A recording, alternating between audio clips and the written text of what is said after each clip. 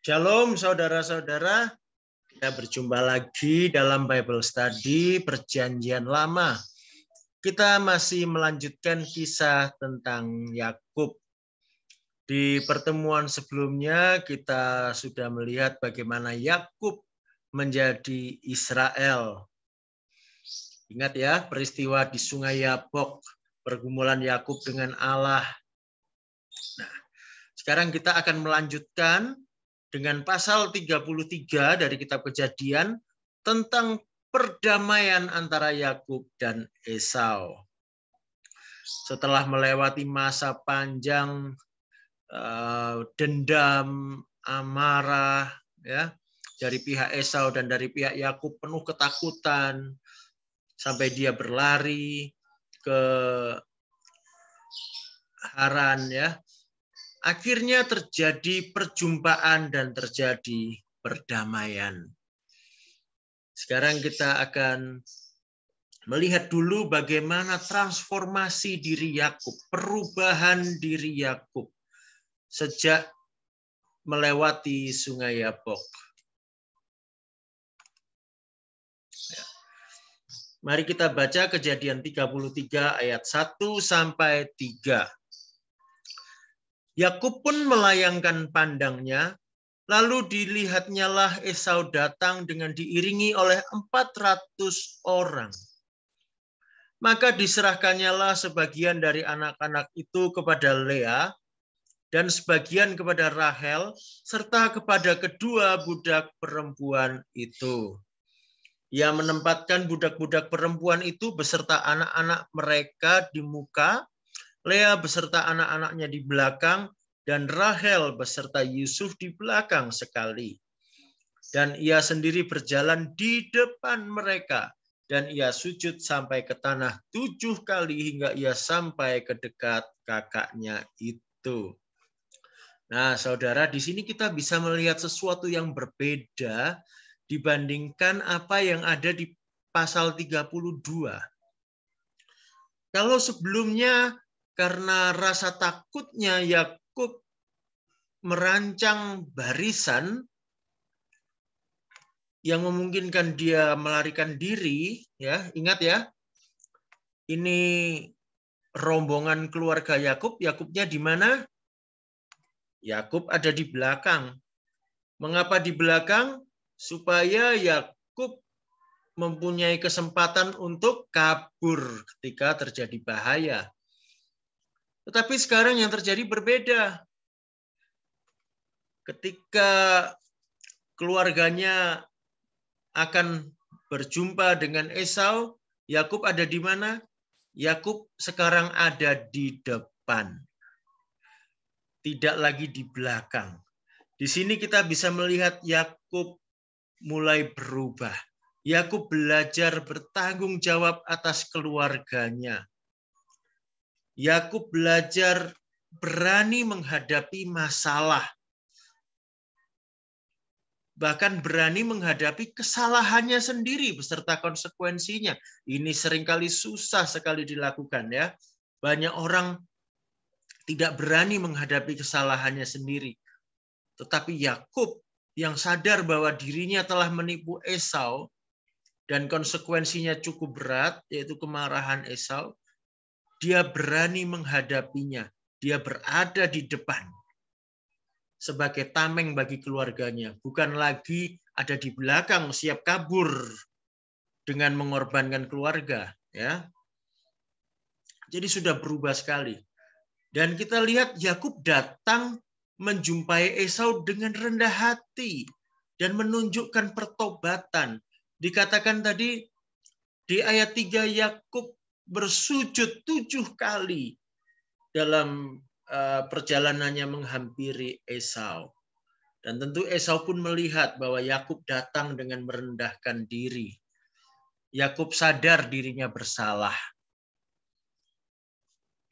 Nah, perubahan ini luar biasa di dalam diri Yakub. Dan rupanya Allah pun sudah mengerjakan sesuatu di hati Esau sehingga Esau pun berubah. Dari Esau yang mendendam jadi Esau yang merindu. Kita lihat terjadi perjumpaan dalam kasih. Kejadian 33 ayat 4 sampai 7 kita baca.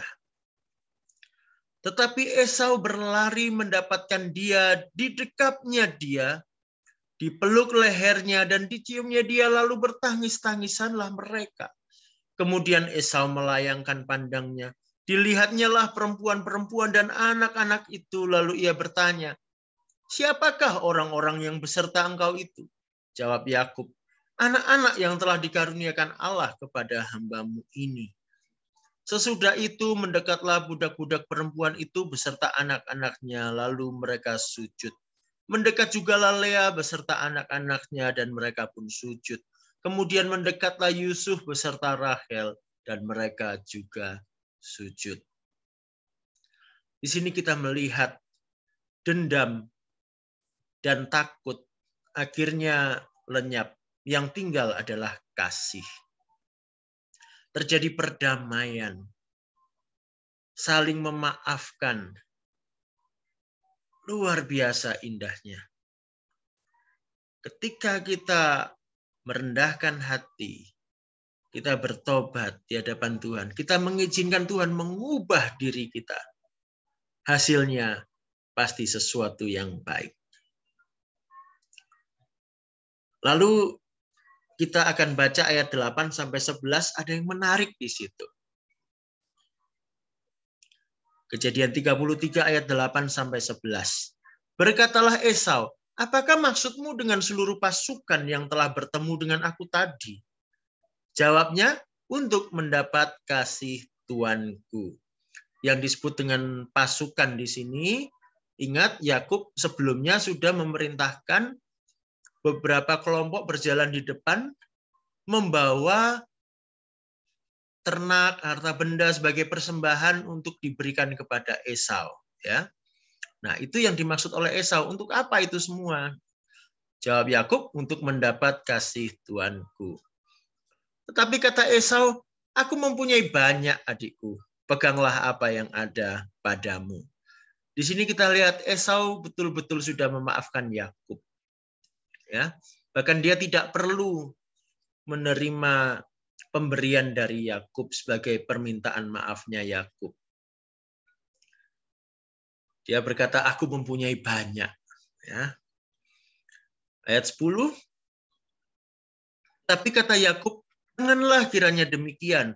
Jikalau aku telah mendapat kasih-Mu, terimalah persembahanku ini dari tanganku, karena memang melihat mukamu adalah bagiku serasa melihat wajah Allah. Dan engkau pun berkenan menyambut aku. Ya, jadi Yakub mendesak, oh jangan begitu, terimalah, tolong terima. Ya, di sini dia menggunakan ungkapan melihat muka Esau serasa melihat wajah Allah. Artinya dia menaruh hormat pada kakaknya.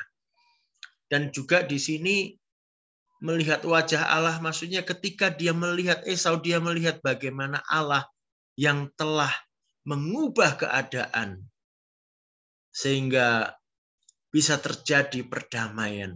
Yakub melihat pertolongan Allah. Kemudian ayat 11, terimalah kiranya pemberian tanda salamku ini yang telah kubawa kepadamu, sebab Allah telah memberi karunia kepadaku dan aku pun mempunyai segala-galanya. Lalu dibujuk-bujuknya lah Esau sehingga diterimanya. Nah, saya ingin memperhatikan dua ayat 9 dan ayat 11. Ada yang menarik di sini, perhatikan. Esau berkata dia mempunyai banyak. Ya, banyak. Tetapi di ayat 11, Yakub berkata, aku mempunyai segala-galanya. Ini luar biasa segala-galanya ini. Apa yang dimaksud ya? Kalau Esau tadi berkata banyak. Kalau Yakub berkata aku punya segala-galanya. Yakub itu sadar bahwa di dalam Tuhan dia sudah memiliki segalanya. Berkat kekayaan, berkat rohani, baik untuk dirinya sendiri maupun untuk anak cucunya. Nah, ini luar biasa. Saya ajak kita membedah apa yang dikatakan oleh Yakub, ya. Dalam bahasa Ibrani-nya tulis seperti ini. Yes, li, kol. Ya, bacanya dari kanan ke kiri ya. Yang bagian kanan itu yes. Itu artinya memiliki atau mempunyai. Li ini artinya milikku ya. Kepunyaanku. Kalau bahasa Inggris my gitu ya. My book, buku saya gitu ya. Yes, li lalu kol. Kol itu artinya seluruhnya, seutuhnya, lengkap.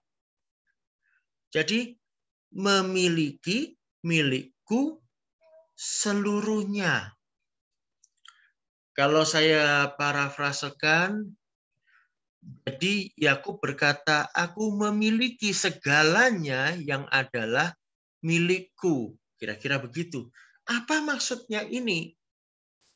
Kalau kita perhatikan konteksnya, ketika Yakub berkata, aku mempunyai segala-galanya, seolah itu hanya menunjukkan, lihat ini loh, aku sudah punya segala-galanya yang aku punya. Sekarang ini yang ada ini, aku sudah punya ini semua. Sudah cukup. Tetapi kalau kita lihat kisahnya, konteksnya adalah dia sedang mendesak Esau untuk menerima pemberiannya. Sebetulnya yang dikatakan Yakub ini lebih dalam lagi dari itu. Karena dia memberi kepada Esau dalam jumlah yang besar, pasti mengurangi apa yang dia miliki saat itu. Karena itu Esau menolak. Tetapi Yakub berkata, aku punya segalanya. Jadi yang dimaksud bukan sekedar yang dia punya ini. Yang berkurang karena dia berikan sebagian kepada Esau. Tetapi dia punya lebih lagi daripada itu. Apa maksudnya? Dia memiliki segalanya yang adalah miliknya. Artinya yang ada saat ini padanya maupun yang akan datang. Berkat jasmani yang kelihatan maupun berkat rohani yang tidak terlihat. Jadi ini bicara tentang berkat yang utuh, yang holistik, baik masa kini maupun masa depan.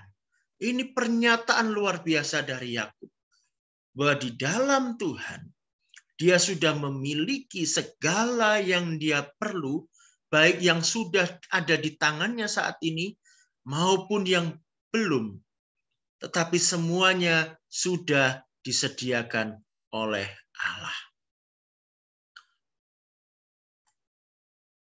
Mengingat ini, saya teringat satu ayat. Ibrani 11 ayat 1. Iman adalah dasar dari segala sesuatu yang kita harapkan dan bukti dari segala sesuatu yang tidak kita lihat. Jadi di sini Yakub sedang menunjukkan imannya.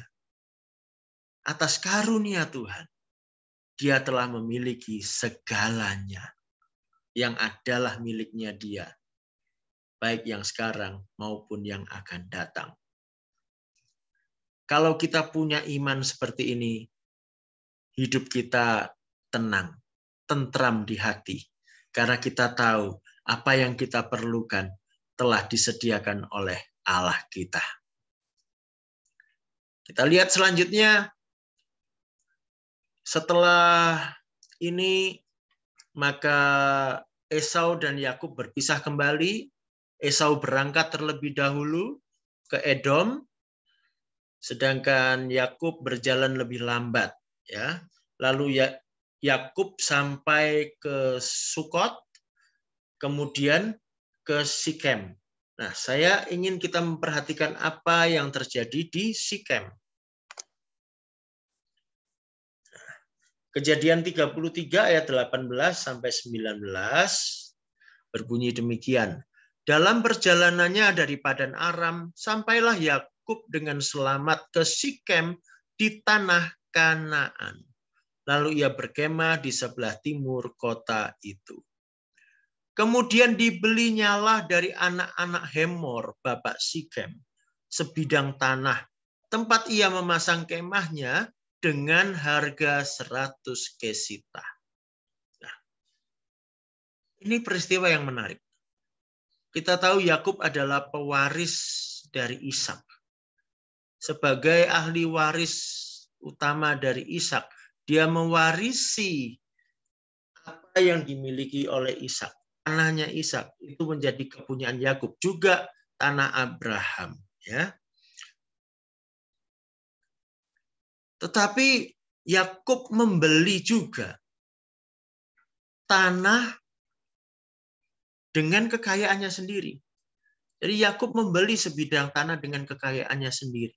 Yang ini bukan warisan, tetapi tanah yang dibeli sendiri oleh Yakub. Dan kita lihat sebetulnya tanah Kanaan itu milik siapa? Dalam iman sebetulnya milik Yakub karena sudah dijanjikan oleh Allah, sudah diberikan oleh Allah. Tetapi ingat, dalam iman. Saat itu secara yuridis tetap Kanaan belum menjadi miliknya Yakub. Yakub tidak sewenang-wenang karena sudah terima janji Tuhan, maka dia seenaknya ambil, ini tanahku. Tidak bisa begitu. Yakub tetap bertindak sesuai hukum dan norma yang berlaku. Dia tidak sewenang-wenang, walaupun sudah memiliki janji Tuhan. Jadi sebagai orang-orang percaya, sebagai orang-orang Kristen, jangan asal sudah pegang janji Tuhan lalu kita bertindak seenaknya. Kita tetap harus perhatikan orang lain. Kemudian di ayat terakhir, di ayat 20, kita lihat bahwa Yakub membangun mezbah di sana.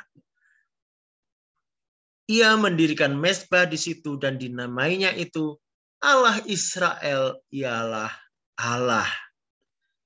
Nah, ini pertama kalinya Yakub mendirikan mezbah di tanah Kanaan. Ya. Yakub membangun mezbah sebagai tanda hormat kepada Allah. Jadi Yakub rupanya sudah betul-betul percaya, betul-betul mengakui, menerima Allah Abraham, Allah Ishak sebagai Allahnya, seutuhnya. Dan itu terlihat dari pernyataannya ketika menamai mezbah itu, Allah Israel ialah Allah. Itu adalah proklamasi iman Yakub, ya, bagi dirinya sendiri dan juga atas Kanaan. Dia mendirikan mezbah di Kanaan, dinamainya Allah Israel ialah Allah. Tanah Kanaan, tanah yang dijanjikan Allah, dia meteraikan dengan proklamasi imannya saat itu.